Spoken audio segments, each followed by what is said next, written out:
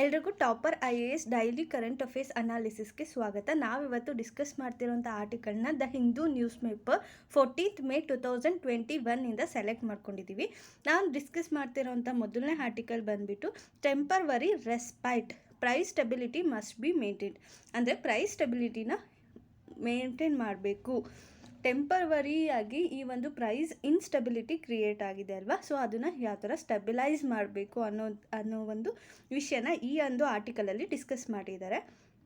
ಅದ್ರ ಬಗ್ಗೆ ನಾವು ಡಿಸ್ಕಸ್ ಮಾಡ್ತಾ ಇದ್ದೀವಿ.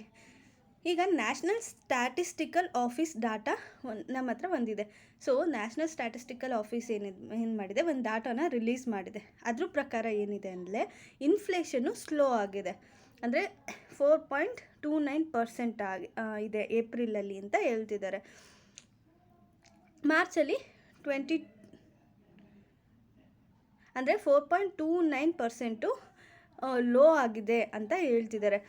ಅಂದರೆ 22.4% ಜಂಪ್ ಆಗಿದೆ ಅಂತ ಹೇಳ್ತಿದ್ದಾರೆ.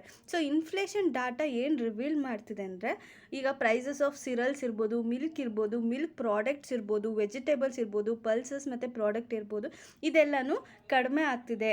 ಈ ಒಂದು ಪ್ರೈಸಸ್ ಆಫ್ ದಿಸ್ ಸಿರಲ್ಸ್ ಅಂದರೆ ಧಾನ್ಯಗಳು, ಮಿಲ್ಕು, ಹಾಲಿನ ಪದಾರ್ಥಗಳು, ಮತ್ತು ತರಕಾರಿಗಳು, ಕಾಳುಗಳು, ಮತ್ತು ಅದ್ರ ಕಾಳಿಂದ ತಯಾರು ಮಾಡೋಂಥ ಕೆಲವೊಂದು ಪ್ರಾಡಕ್ಟ್ಸ್ ಇರ್ಬೋದು, ಇದು ಎಲ್ಲದ್ರದ್ದು ಪ್ರೈಸ್ ಕಮ್ಮಿ ಆಗ್ತಿದೆ. ಅಂದರೆ ಇನ್ಫ್ಲೇಷನ್ನು ರೆಡ್ಯೂಸ್ ಆಗ್ತಿದೆ ಅಂತ ಹೇಳ್ತಿದ್ದಾರೆ. ಸೊ ಅಂದರೆ ಇದನ್ನು ನಾವು ಡಿಫ್ಲೇಷನರಿ ಟ್ರೆಂಡ್ ಅಂತೀವಿ. ಫಾರ್ ಎಕ್ಸಾಂಪಲ್, ಈಗ 4% ಇನ್ಫ್ಲೇಷನ್ ಇದ್ದು ಅದು 3%ಗೆ ರೆಡ್ಯೂಸ್ ಆಯಿತು ಅಂದರೆ ಅದನ್ನು ಡಿಫ್ಲೇಷನ್, ಅಂದರೆ ಇನ್ಫ್ಲೇಷನ್ ಆಗಿ ಅದು ಕಡಿಮೆ ಆಗ್ತಿದೆ, ಇನ್ಫ್ಲೇಷನ್ ಲೆವೆಲು ಕಡಿಮೆ ಆಗ್ತಿದೆ ಅಂತ ಅರ್ಥ ಡಿಫ್ಲೇಷನರಿ ಟ್ರೆಂಡ್ ಅಂದರೆ. ಓಕೆನಾ. Price gain in pulses as lower double digit gain. ಅಂದರೆ ಪ್ರೈಸಸ್ ಆಫ್ ಪಲ್ಸಸ್ದು ಡಬಲ್ ಡಿಜಿಟ್ ಕಡಿಮೆ ಆಗಿದೆ ಅಂತ ಹೇಳ್ತಿದ್ದಾರೆ. ಇವಾಗ ಇದನ್ನು ಕಂಬೈನ್ಡ್ ಇಂಪ್ಯಾಕ್ಟ್ ಅಂತ ಕರಿತೀವಿ.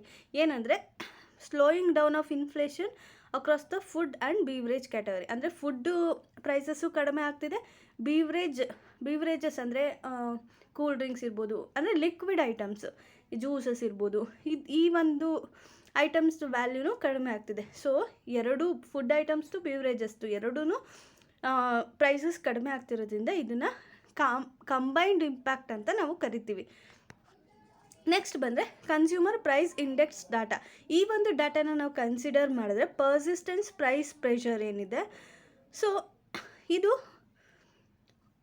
ಏನು ತೋರಿಸ್ತಿದೆ ಅಂದರೆ ಪೊಟೆನ್ಷಿಯಲಿಟಿನ ತೋರಿಸ್ತಿದೆ. ಅಂದರೆ ಇನ್ಫ್ಲೇಷನ್ನು ಕಮ್ಮಿಂಗ್ ಮಂತ್ಸಲ್ಲಿ ಇನ್ನೂ ಜಾಸ್ತಿ ಆಗುತ್ತೆ ಅಂತ ಹೇಳಿ ಈ ಒಂದು ಡಾಟಾ ಹೇಳ್ತಿದೆ. ಮೀಟ್ ಮತ್ತು ಫಿಶ್ದು 16.7% ಇನ್ಕ್ರೀಸ್ ಆಗುತ್ತೆ, ಅದಕ್ಕಿಂತ ಜಾಸ್ತಿ ಇರುತ್ತೆ ಅಂತ ಹೇಳ್ತಿದೆ. ಟ್ರಾನ್ಸ್ಪೋರ್ಟ್ ಆ್ಯಂಡ್ ಕಮ್ಯುನಿಕೇಷನು 11.04%ಗಿಂತ ಜಾಸ್ತಿ ಇರುತ್ತೆ ಅಂತ ಹೇಳ್ತಿದ್ದಾರೆ. ಮತ್ತು ಇದ್ರ ಜೊತೆಗೆ ಗ್ಲೋಬಲ್ ಕ್ರೂಡ್ ಆಯಿಲ್ ಕೂಡ ಜಾಸ್ತಿ ಆಗ್ತಿದೆ. ಫಾರ್ ಎಕ್ಸಾಂಪಲ್ ಪೆಟ್ರೋಲ್ ಇರ್ಬೋದು, ಡೀಸೆಲ್ ಇರ್ಬೋದು, ಪೆಟ್ರೋಲ್ ವ್ಯಾಲ್ಯೂ ಡೀಸೆಲ್ ವ್ಯಾಲ್ಯೂ ಜಾಸ್ತಿ ಆಗ್ತಿದೆ. ಪೆಟ್ರೋಲ್ ವ್ಯಾಲ್ಯೂ ಡೀಸೆಲ್ ವ್ಯಾಲ್ಯೂ ಜಾಸ್ತಿ ಆಗ್ತಿದೆ ಅಂದರೆ ಟ್ರಾನ್ಸ್ಪೋರ್ಟೇಷನ್ ಚಾರ್ಜು ಜಾಸ್ತಿ ಆಗುತ್ತೆ. ಯಾಕೆಂದರೆ ಪೆಟ್ರೋಲ್ ವ್ಯಾಲ್ಯೂ ಜಾಸ್ತಿ ಆಯಿತು, ಡೀಸೆಲ್ ವ್ಯಾಲ್ಯೂ ಜಾಸ್ತಿ ಆಯಿತು ಅಂದರೆ ಯಾವ್ದು ವೆಹಿಕಲ್ಸ್ ಟ್ರಾನ್ಸ್ಪೋರ್ಟೇಷನ್ಗೆ ಹೆಲ್ಪ್ ಮಾಡ್ತಿರ್ತಾರೆ ಅವರು ಅಫ್ಕೋರ್ಸ್ ಟ್ರಾನ್ಸ್ಪೋರ್ಟೇಷನ್ ಚಾರ್ಜ್ನ ಜಾಸ್ತಿ ಮಾಡ್ತಾರಲ್ವ. ಸೊ ಹಾಗಾಗಿ ಇದು ಒಂದು ಸೈಕ್ಲಿಂಗ್ ಎಫೆಕ್ಟ್ ಆಗಿ ಹೊರಹೊಮ್ಮುತ್ತೆ. IHS ಮಾರ್ಕೆಟ್ ಪ್ರಕಾರ PMI ಸರ್ವೆನ ತೊಗೊಂಡ್ರೆ ನ್ಯೂ ಆರ್ಡರ್ಸ್ ಏನು ಬರ್ತಿದೆ ಅದು ಕೂಡ ಕಡಿಮೆ ಆಗ್ತಿದೆ, ಔಟ್ಪುಟ್ಟು ಕೂಡ ಕಡಿಮೆ ಆಗ್ತಿದೆ ಅಂತ ಹೇಳ್ತಿದ್ದಾರೆ. ಈ ಒಂದು ಪ್ಯಾಂಡಮಿಕ್, ಈ COVID-19 ಪ್ಯಾಂಡಮಿಕ್ ಏನು ಮಾಡ್ತಿದೆ, ಈ COVID-19 ಪ್ಯಾಂಡಮಿಕ್ ಬಂದಿರೋದ್ರಿಂದ ಸೈಕ್ಲಿಕ್ ಎಫೆಕ್ಟ್ ಆಗ್ತಿದೆ. ಇದು ಏನು ಮಾಡ್ತಿದೆ, ಕೇಸಸ್ ಜಾಸ್ತಿ ಆಗ್ತಿದೆ. ಸೊ ಅದನ್ನು ಅವಾಯ್ಡ್ ಮಾಡೋದಕ್ಕೋಸ್ಕರ ಎಲ್ಲ ಫ್ಯಾಕ್ಟ್ರೀಸ್ನ ಶಟ್ ಡೌನ್ ಮಾಡಿದ್ದಾರೆ. ಇದರಿಂದ ಏನಾಗ್ತಿದೆ, ಸಪ್ಲೈ ಡಿಸ್ರಪ್ಷನ್ ಆಗ್ತಿದೆ. ಈಗ ಫ್ಯಾಕ್ಟ್ರಿ ಶಟ್ ಡೌನ್ ಆಯಿತು, ರಾ ಮೆಟೀರಿಯಲ್ಸು ಯಾವುದು ಸಪ್ಲೈ ಆಗೋಲ್ಲ, ರಾ ಮೆಟೀರಿಯಲ್ಸ್ನ ಅವರು ಬೈ ಮಾಡಲ್ಲ. ರಾ ಮೆಟೀರಿಯಲ್ಸ್ನ ಬೈ ಮಾಡಿಲ್ಲ ಅಂದರೆ ಮ್ಯಾನುಫ್ಯಾಕ್ಚರಿಂಗ್ ಸೆಕ್ಟರಲ್ಲಿ ಏನು ಮಾಡ್ತಾರೆ, ಲಾಕ್ಡೌನ್ ಆಗಿದೆ, ರಾ ಮೆಟೀರಿಯಲ್ ಸಿಗೋಲ್ಲ, ಮತ್ತು ಇಂಡಸ್ಟ್ರೀಸು ಕ್ಲೋಸ್ ಆಗಿದೆ, ಅಲ್ಲಿ ಯಾವುದೇ ಪ್ರಾಡಕ್ಟ್ ತಯಾರಾಗಲ್ಲ. ಯಾವುದೇ ಪ್ರಾಡಕ್ಟ್ ತಯಾರಾಗಿಲ್ಲ ಅಂದರೆ ಅದು ಮಾರ್ಕೆಟಿಗೆ ಯಾವುದೂ ಬರಲ್ಲ. ಮಾರ್ಕೆಟಿಗೆ ಯಾವುದು ಬಂದಿಲ್ಲ ಅಂದರೆ ಅದಕ್ಕೆ ಡಿಮ್ಯಾಂಡ್ ಜಾಸ್ತಿ ಆಗುತ್ತೆ. ಡಿಮ್ಯಾಂಡ್ ಜಾಸ್ತಿ ಆಯಿತು ಅಂದರೆ ಪ್ರೈಸ್ ಆಫ್ ದ ಗೂಡ್ಸು ಜಾಸ್ತಿ ಆಗುತ್ತೆ. ಸೊ ಇದರಿಂದ ಏನಾಗ್ತಿದೆ, ಸೈಕ್ಲಿಕ್ ಎಫೆಕ್ಟ್ ಕ್ರಿಯೇಟ್ ಆಗ್ತಿದೆ. So prices of the goods increase ಆಗ್ತಿದೆ, ಮತ್ತು ಇದರಿಂದ ಏನಾಗ್ತಿದೆ, ಇನ್ಫ್ಲೇಷನ್ ಆಗ್ತಿದೆ. ಸೊ ಇದನ್ನು ಅವಾಯ್ಡ್ ಮಾಡಬೇಕು. ಅಂದರೆ ಡಿಮ್ಯಾಂಡು ಜಾಸ್ತಿ ಆಗೋದನ್ನು ಅವಾಯ್ಡ್ ಮಾಡಬೇಕು, ಪ್ರೈಸಸ್ ಜಾಸ್ತಿ ಆಗೋದನ್ನು ಅವಾಯ್ಡ್ ಮಾಡಬೇಕು, ಪ್ರೈಸ್ ಸ್ಟೆಬಿಲಿಟಿನ ಕ್ರಿಯೇಟ್ ಮಾಡಬೇಕು, ಅದು ಪಾಲಿಸಿ ಮೇಕರ್ದು ಮೇನ್ ಇಂಟೆನ್ಷನ್ ಆಗಿರಬೇಕು ಅಂತ ಹೇಳ್ತಿದ್ದಾರೆ. ಸೊ ಇದ್ರ ರಿಲೇಟೆಡ್ ಆಗಿ ಒಂದು MCQ ಇದೆ. Choose the correct statement among the following. Inflation is general rise in price level of goods and services over a period of time. Wholesale price index is published by Office of Economic Advisor. Consumer price index for industrial workers is compiled by National Statistical Office. Select the correct statement. 1 only, 1 and 2 only, 1 and 3 only, 1, 2 and 3 only. ಯಾವುದು correct ಅಂತ comment ಸೆಕ್ಷನಲ್ಲಿ comment ಮಾಡಿ. Next ವಿಡಿಯೋದಲ್ಲಿ ನಾವು ಇದಕ್ಕೆ correct ಆನ್ಸರ್ನ discuss ಮಾಡ್ತೀವಿ. ಓಕೆನಾ? Next article ನಾವು ಡಿಸ್ಕಸ್ ಮಾಡ್ತಿರೋದು Bengal PM calls for GST council meet. ಅಂದರೆ ಬೆಂಗಾಲ್ ಫೈನಾನ್ಸ್ ಮಿನಿಸ್ಟರ್ ಏನಿದ್ದಾರೆ ಅವರು ಒಂದು GST ಕೌನ್ಸಿಲ್ ಮೀಟ್ನ ಕರೆದಿದ್ದಾರೆ. ಏನಕ್ಕೋಸ್ಕರ ಅಂದರೆ ಈಗ ಫಾರ್ ಎಕ್ಸಾಂಪಲ್ ಸೆಂಟ್ರಲ್ ಗೌರ್ಮೆಂಟವರು GSTನ ಕಲೆಕ್ಟ್ ಮಾಡ್ತಿದ್ದಾರೆ. ಸೊ ಅದರಿಂದ ಸ್ಟೇಟ್ ಗೌರ್ಮೆಂಟ್ಗೆ ಏನಾದರೂ ಲಾಸ್ ಆಯ್ತಂದರೆ ಅವರು GST ಕಾಂಪನ್ಸೇಷನ್ನ ಕೊಡಬೇಕಾಗುತ್ತೆ. ಸೊ ಹಾಗಾಗಿ ಅದನ್ನು ಕೊಡ್ತೀವಿ ಅಂತ ಪ್ರಾಮಿಸ್ ಕೂಡ ಮಾಡಿದರು. ಬಟ್ ಇವಾಗ COVID-19 ಸಿಚುವೇಶನ್ ಇರೋದ್ರಿಂದ ಎಲ್ಲ ಸ್ಟೇಟ್ಸಲ್ಲೂ ಲಾಕ್ಡೌನ್ ಇಂಪೋಸ್ ಆಗಿದೆ. ಲಾಕ್ಡೌನ್ ಇಂಪೋಸ್ ಆಗಿರೋದ್ರಿಂದ ಅಲ್ಲಿ ಲಾಸ್ ಆಗ್ತಿದೆ ತುಂಬ. ಸೊ ಲಾಸ್ ಆಗ್ತಿದೆ ಅಂದಾಗ ಇವರು GST ಕಾಂಪನ್ಸೇಷನ್ನ ಎಕ್ಸ್ಪೆಕ್ಟ್ ಮಾಡ್ತಿದ್ದಾರೆ ಸ್ಟೇಟ್ಸ್ ಅವರು. ಅದನ್ನು ಇಮಿಡಿಯೇಟಾಗಿ ಸಾರ್ಟ್ ಔಟ್ ಆಗಬೇಕು, ಇಮಿಡಿಯೇಟಾಗಿ ಸ್ಟೇಟ್ಸಿಗೆ ಕಾಂಪನ್ಸೇಷನ್ ಸಿಗಬೇಕು ಅಂತ ಅವರು ಹೇಳ್ತಿದ್ದಾರೆ. ಅದಕ್ಕೋಸ್ಕರ ಒಂದು ಅರ್ಜೆಂಟಾಗಿ ಮೀಟಿಂಗ್ನ ಅನೌನ್ಸ್ ಮಾಡಬೇಕಂತಲೂ ಕೇಳ್ತಿದ್ದಾರೆ. ಮತ್ತು ಫಸ್ಟು ಏನು ಅನೌನ್ಸ್ ಮಾಡಿದ್ರು ಆ ಒಂದು GSTಗಿಂತ ಜಾಸ್ತಿ ಫಸ್ಟು ಪ್ರಾಜೆಕ್ಟ್ ಏನು ಮಾಡಿದರು, ಈಗ ಫಸ್ಟ್ ಏನೋ ಎಕ್ಸಾಂಪಲ್ 50,000 ಕೊಡ್ತೀವಿ ಅಂತ ಅವ್ರು ಅನೌನ್ಸ್ ಮಾಡಿದರು ಕಾಂಪನ್ಸೇಷನ್ ಅಂತ. ಅಂದರೆ ಇವರು ಇವಾಗ ಇನ್ನೂ ಸ್ವಲ್ಪ ಜಾಸ್ತಿ ಕೊಡಬೇಕು. ಯಾಕೆಂದರೆ COVID-19 ಸಿಚುವೇಶನ್ ಇರೋದ್ರಿಂದ ಸ್ಟೇಟ್ಸು ತುಂಬ ಡಿಸ್ಟ್ರೆಸ್ಸಲ್ಲಿದೆ. ಸೊ ಹಾಗಾಗಿ ಇನ್ನೂ ಜಾಸ್ತಿ ಕೊಡಬೇಕು ಅಂತ ಇವರು ಡಿಮ್ಯಾಂಡ್ ಮಾಡ್ತಿದ್ದಾರೆ. ಯಾಕೆ ಇವರು ಡಿಮ್ಯಾಂಡ್ ಮಾಡ್ತಿದ್ದಾರೆ ಅಂದರೆ ಈಗ GST ಕಲೆಕ್ಟ್ ಮಾಡ್ತಿದ್ದಾರಲ್ಲ ಅದರಲ್ಲಿ 50% ಕಾಂಟ್ರಿಬ್ಯೂಷನು ಸ್ಟೇಟ್ ಕಡೆಯಿಂದ ಇದೆ. ಸ್ಟೇಟ್ ರೆವಿನ್ಯೂದು 50%ನ್ನ ತೊಗೊಂಡ್ಬಿಟ್ಟಿದ್ದಾರೆ ಸೆಂಟ್ರಲ್ ಗೌರ್ಮೆಂಟವರು.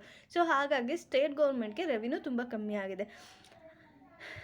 ಫಸ್ಟೆಲ್ಲ ಏನು ಮಾಡ್ತಿದ್ರು, ವ್ಯಾಟು ಈ ಥರದ್ದೆಲ್ಲ ಆಗಿ ವ್ಯಾಲ್ಯೂ ಆಡೆಡ್ ಟ್ಯಾಕ್ಸು ಈ ಥರ ಕಲೆಕ್ಟ್ ಮಾಡ್ಕೋತಿದ್ವಿ. ಇವಾಗ ಸೆಂಟ್ರಲ್ ಗೌರ್ಮೆಂಟೇ ಫುಲ್ ಟ್ಯಾಕ್ಸ್ ಕಲೆಕ್ಟ್ ಮಾಡ್ತಿರೋದ್ರಿಂದ ಈ ಅಷ್ಟು ಸ್ಟೇಟಿಗೆ ಏನಾದರೂ ಪ್ರಾಬ್ಲಮ್ ಆಯಿತು ಆಡಳಿತ ನಡೆಸೋಕ್ಕೆ ಅಂದರೆ ಆವಾಗ ಸೆಂಟ್ರಲ್ ಗೌರ್ಮೆಂಟಿಂದ ಕಾಂಪನ್ಸೇಷನ್ ರೂಪದಲ್ಲಿ ದುಡ್ಡನ್ನ ಕೊಡ್ತೀವಿ ಅಂತ ಪ್ರಾಮಿಸ್ ಮಾಡಿದರು. ಆ ಒಂದು ದುಡ್ಡನ್ನು ಇವರು ಕೇಳ್ತಿದ್ದಾರೆ ಇವಾಗ. ಇದ್ರ ರಿಲೇಟೆಡ್ ಆಗಿ ಒಂದು MCQ ಇದೆ. GST council is constitutional body under article 279A. In case of voting, every decision of the GST Council has to be taken by majority not less than 3/4 of the weighted votes of the member present. The vote of the central government has weightage of 1/3 of the total votes cast. Since its inception of all the decision of GST Council have been consensus based. So ಇದರಲ್ಲಿ ಯಾವ statement correct ಅಂತ ನೀವು choose ಮಾಡಬೇಕು. ಇದನ್ನು ನೀವು comment ಸೆಕ್ಷನಲ್ಲಿ comment ಮಾಡಿದ್ರೆ ನಾನು ಈ ಒಂದು ಕ್ವಶನ್ನ ಕೂಡ ನೆಕ್ಸ್ಟ್ ಸೆಷನಲ್ಲಿ ಡಿಸ್ಕಸ್ ಮಾಡ್ತೀನಿ. Please comment on the comment section. Centre supreme court affidavit jars with a TRIPS stand. So ಇಲ್ಲೇನಾಗಿದೆ ಅಂದರೆ ಜನ್ ಸ್ವಸ್ಥ್ಯ ಅಭಿಯಾನ್ ಸಿವಿಲ್ ಸೊಸೈಟಿ ಒಂದು ಪಿಟಿಷನ್ನ ಫೈಲ್ ಮಾಡಿದೆ ಸುಪ್ರೀಂ ಕೋರ್ಟಲ್ಲಿ. ಏನಕ್ಕೋಸ್ಕರ ಅಂದರೆ ಕಂಪಲ್ಸರಿ ಲೈಸೆನ್ಸ್ನ ಪಡ್ಕೊಳ್ಳೋದಕ್ಕೋಸ್ಕರ. ಯಾವುದಕ್ಕೆ? ವ್ಯಾಕ್ಸಿನ್ನ ಪ್ರಿಪೇರ್ ಮಾಡೋದಕ್ಕೆ ಕಂಪಲ್ಸರಿ ಲೈಸೆನ್ಸ್ನ ಪಡ್ಕೊಳ್ಳೋದಕ್ಕೋಸ್ಕರ ಇದು ಒಂದು ಪಿಟಿಷನ್ನ ಫೈಲ್ ಮಾಡಿದೆ. ಅದಕ್ಕೋಸ್ಕರ ಸುಪ್ರೀಂ ಕೋರ್ಟು ಕೂಡ ಆರ್ಡರ್ ಮಾಡಿದೆ. ಅಂದರೆ ಇದನ್ನು ಕನ್ಸಿಡರ್ ಮಾಡ್ಬೋದು ಅಂತ ಗೌರ್ಮೆಂಟಿಗೆ ಅದು ಆರ್ಡರ್ ಮಾಡಿದೆ.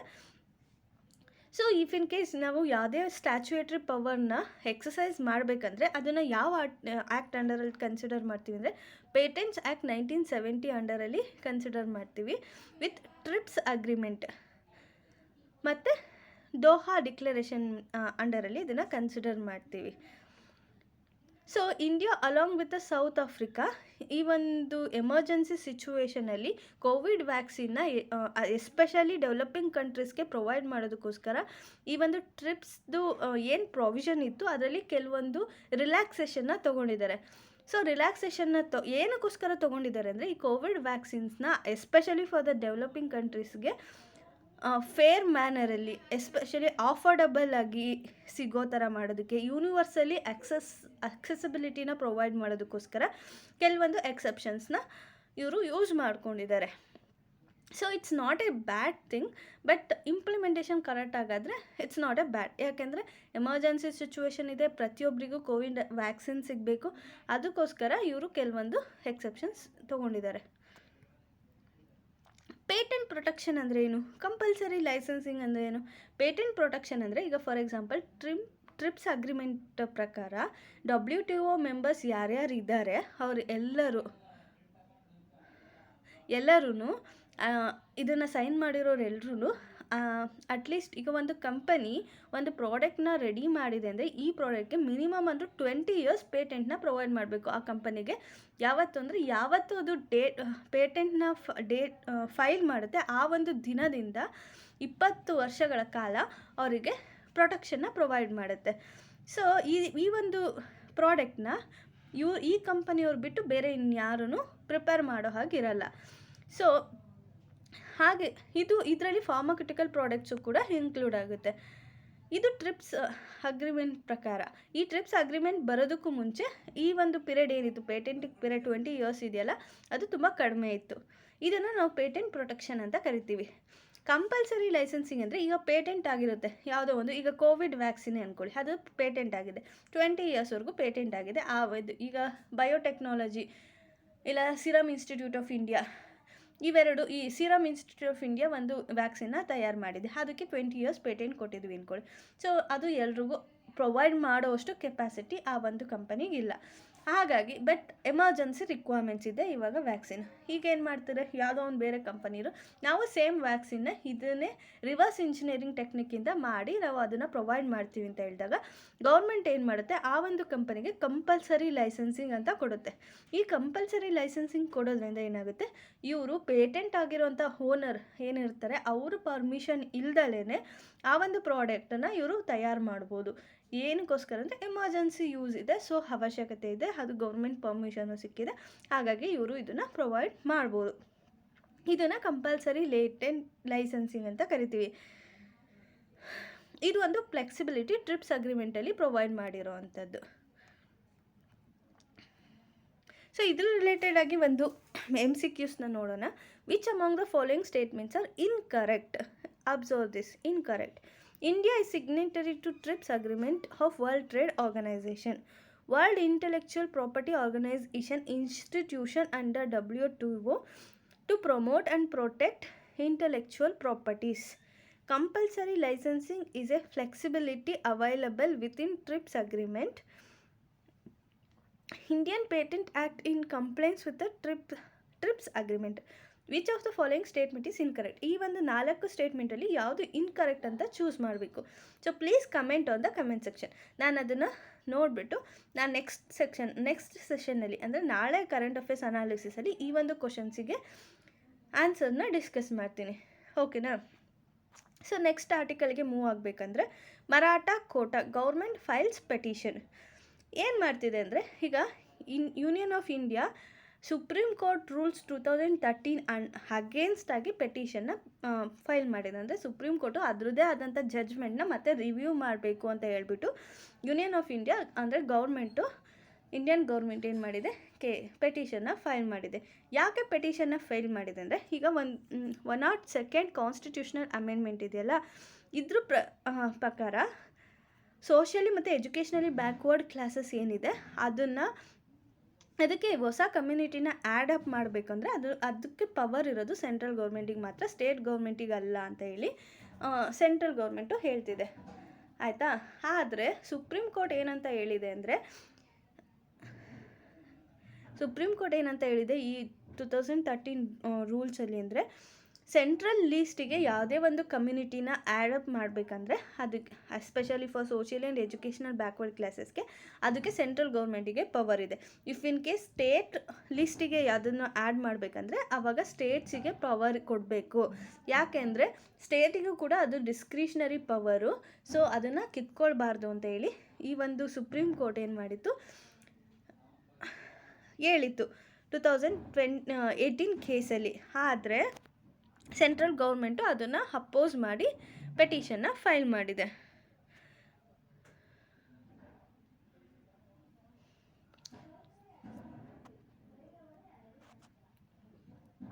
ಸೊ ಈ ಕಾನ್ಸ್ಟಿಟ್ಯೂಷನ್ ಅಮೆಂಡ್ಮೆಂಟ್ ಅಂದರೆ ಈ ಒಂದು 102 ಕಾನ್ಸ್ಟಿಟ್ಯೂಷನಲ್ ಅಮೆಂಡ್ಮೆಂಟ್ ಏನು, ಸೊ ಅದರಲ್ಲಿ ಏನೇನು ಪ್ರೊವಿಷನ್ ಇದೆ, ಯಾಕೆ ಅದರ ಅಂಡರ್ನಿಂದ ಸ್ಟೇಟ್ ಗೌರ್ಮೆಂಟ್ ಪೆಟಿಷನ್ ಫೈಲ್ ಮಾಡಿದೆ ಅಂದರೆ, ಫಾರ್ ಎಕ್ಸಾಂಪಲ್ ಈ ಒಂದು ಅಮೆಂಡ್ಮೆಂಟ್ ಆ್ಯಕ್ಟ್ ಮೂಲಕ 342A ಮತ್ತು 338B ಆರ್ಟಿಕಲ್ಸ್ನ ಆ್ಯಡಪ್ ಮಾಡಿದ್ದಾರೆ. 338B ಏನು ಪ್ರೊವಿಷನ್ನ ಪ್ರೊವೈಡ್ ಮಾಡುತ್ತೆ ಅಂದರೆ, ನ್ಯಾಷನಲ್ ಕಮಿಷನ್ ಫಾರ್ ಬ್ಯಾಕ್ವರ್ಡ್ ಕ್ಲಾಸಸ್ನ ಎಸ್ಟಾಬ್ಲಿಷ್ ಮಾಡಿದೆ ಈ ಒಂದು ಆರ್ಟಿಕಲ್ ಮೂಲಕ. 342 ಏನು ಪವರ್ನ ಕೊಡ್ತಿದೆ ಅಂದರೆ, ಪ್ರೆಸಿಡೆಂಟಿಗೆ ಯಾವುದೇ ಒಂದು ಕಮ್ಯುನಿಟಿನ ಸೋಷಲಿ ಅಥವಾ ಎಜುಕೇಷ್ನಲಿ ಬ್ಯಾಕ್ವರ್ಡ್ ಕಮ್ಯುನಿಟಿ ಅಂತ ಹೇಳಿ ಸ್ಪೆಸಿಫೈ ಮಾಡುವಂಥ ಪವರ್ನ ಕೊಟ್ಟಿದೆ. ಈ ಅಮೆಂಡ್ಮೆಂಟ್ ಪ್ರಕಾರ ಪಾರ್ಲಿಮೆಂಟಿಗೆ ಈ ಪವರ್ನ ಕೊಟ್ಟಿದೆ. ಓಕೆನಾ? ಸೊ ರಿಸರ್ವೇಷನ್ ಬೆನಿಫಿಟ್ಸ್ ಕೊಡಬೇಕಂದ್ರೆ ಪಾರ್ಲಿಮೆಂಟಿಗೆ ಈ ಪವರ್ನ ಕೊಟ್ಟಿದೆ. ಆದರೆ ಸುಪ್ರೀಂ ಕೋರ್ಟ್ ಏನು ಹೇಳ್ತಿದೆ ಅಂದರೆ, 342A ಆರ್ಟಿಕಲ್ ಏನು ಹೇಳ್ತಿದೆ ಅದು ಸ್ಟೇಟ್ ಲೆಜಿಸ್ಲೇಚರ್ ಪವರ್ನ ಕಿತ್ಕೊಳ್ತಿದೆ, ಅದು ಡಿಸ್ಕ್ರೇಷನರಿ ಪವರ್ನ ಕಿತ್ಕೊಳ್ತಿದೆ. ಸೊ ಬ್ಯಾಕ್ವರ್ಡ್ ಕಮ್ಯುನಿಟಿ ಸ್ಟೇಟ್ ಲಿಸ್ಟಿಗೆ ಆ್ಯಡಪ್ ಮಾಡೋ ಅಂಥ ಪವರು ಸ್ಟೇಟ್ ಲೆಜಿಸ್ಲೇಚರ್ಗಿದೆ ಅಂತ ಹೇಳಿತ್ತು. ಸೆಂಟ್ರಲ್ ಲಿಸ್ಟಿಗೆ ಆ್ಯಡ್ ಮಾಡೋ ಪವರು ಸೆಂಟ್ರಲ್ ಗೌರ್ಮೆಂಟಿಗೆ ಇದೆ, ಸ್ಟೇಟ್ ಲಿಸ್ಟಿಗೆ ಆ್ಯಡ್ ಮಾಡೋವಂಥ ಪವರು ಸ್ಟೇಟ್ ಲೆಜಿಸ್ಲೇಚರ್ಗಿದೆ ಅಂತ ಇದು ಹೇಳಿತ್ತು. ಸೊ ಇದನ್ನು ಅಪೋಸ್ ಮಾಡಿ ಸೆಂಟ್ರಲ್ ಗೌರ್ಮೆಂಟ್ ಏನು ಮಾಡಿದೆ, ಪೆಟಿಷನ್ನ ಫೈಲ್ ಮಾಡಿದೆ. ಸೊ ಈ ರಿವ್ಯೂ ಪೆಟಿಷನ್ ಅಂದರೆ ಏನು? ರಿವ್ಯೂ ಪೆಟಿಷನ್ ಅಂದರೆ, ಈಗ ಫಾರ್ ಎಕ್ಸಾಂಪಲ್ ಸುಪ್ರೀಂ ಕೋರ್ಟ್ ಅಥವಾ ಹೈಕೋರ್ಟು ಯಾವುದೋ ಒಂದು ಆರ್ಡರ್ನ ಪಾಸ್ ಮಾಡಿರುತ್ತೆ. ಸೊ ಅದನ್ನು ಆರ್ಡರ್ನ ಪಾಸ್ ಮಾಡಿರುತ್ತೆ ಅಂದರೆ